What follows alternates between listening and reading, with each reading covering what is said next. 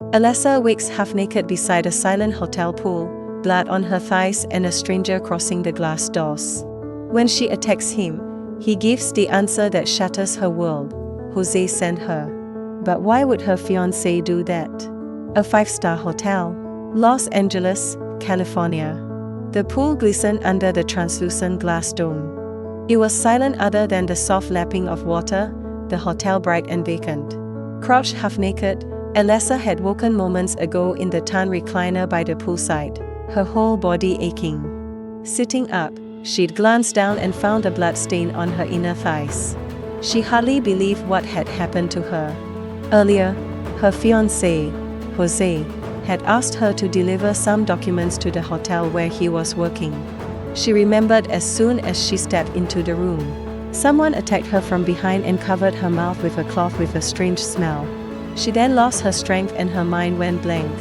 After that, it became fuzzy, like an erotic dream, in which she was surrounded by a man's hot breath, shackled by his strong arms, contorted around his torso, and used like a toy to satisfy his desires. She'd felt herself open up to him, her body burning hot. It was followed by a burst of pain as he pushed himself into her as she cried out. And this man, the one in her dream, it wasn't Jose, her fiancé. But now, looking between her blood-stained thighs, her body a mesh of aches and sores, she knew it hadn't been a dream. Why? She thought. She gathered her knees up to her chest, watching the sunlight dance on the water.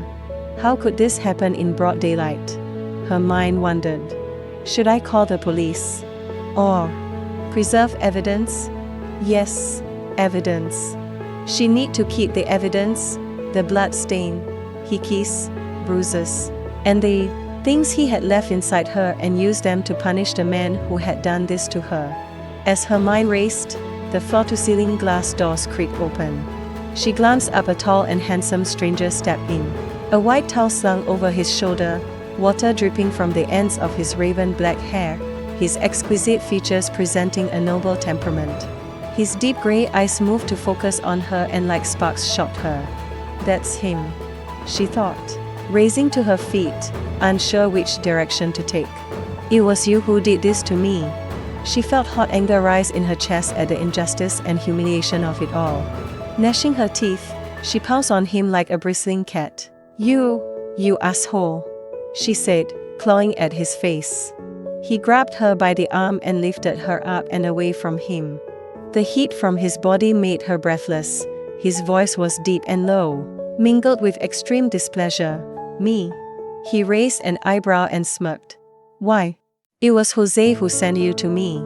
2 hours ago, Brian and his nephew, Jose, had successfully settled a business deal at their family hotel. After the new partners left, Jose took 2 glasses of vodka to celebrate, drinking with him. But right after taking 1 gulp, Brian appended his glass and instantly felt his body ignite with a burning desire. His nephew smiled at him and invited his assistant to take Brian back to his room by the pool. Feeling dizzy, he was surprised when he went into his room and spied a familiar, slender figure sprawled on his bed. She was the girl he had once seen on Jose's phone, he realized. He flipped. But at that time, he had tried to hide his interest in her. She was beautiful, but he didn't want to make things complicated. Did his nephew think he was interested in the girl? Had he sent her as a gift? He realized that now, looking at the furious girl in front of him. Of course, it had been Jose's idea.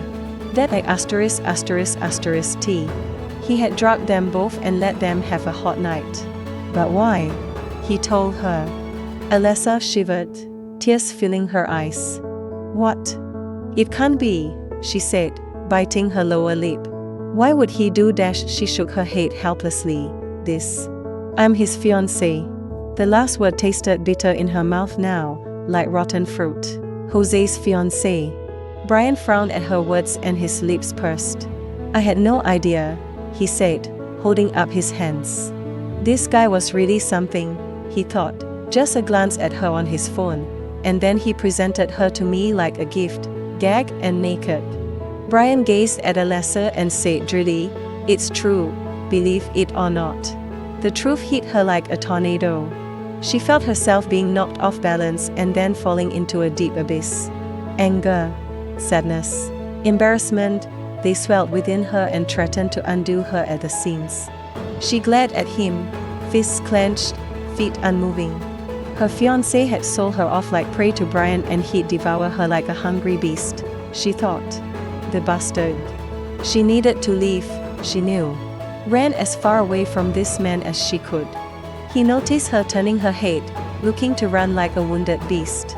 She'd go straight to the police, Brian knew, and she couldn't be allowed to do that.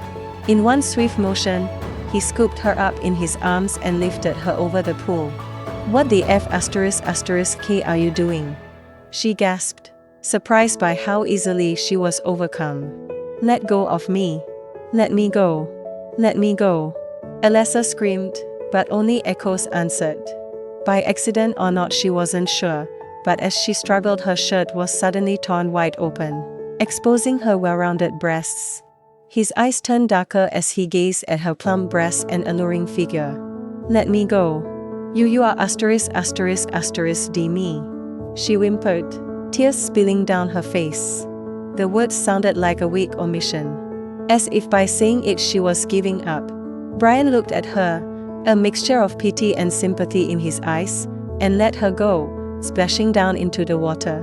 She pulled her shirt tight around her, dripping wet as she walked along the boulevard home, the drops slowly fading away.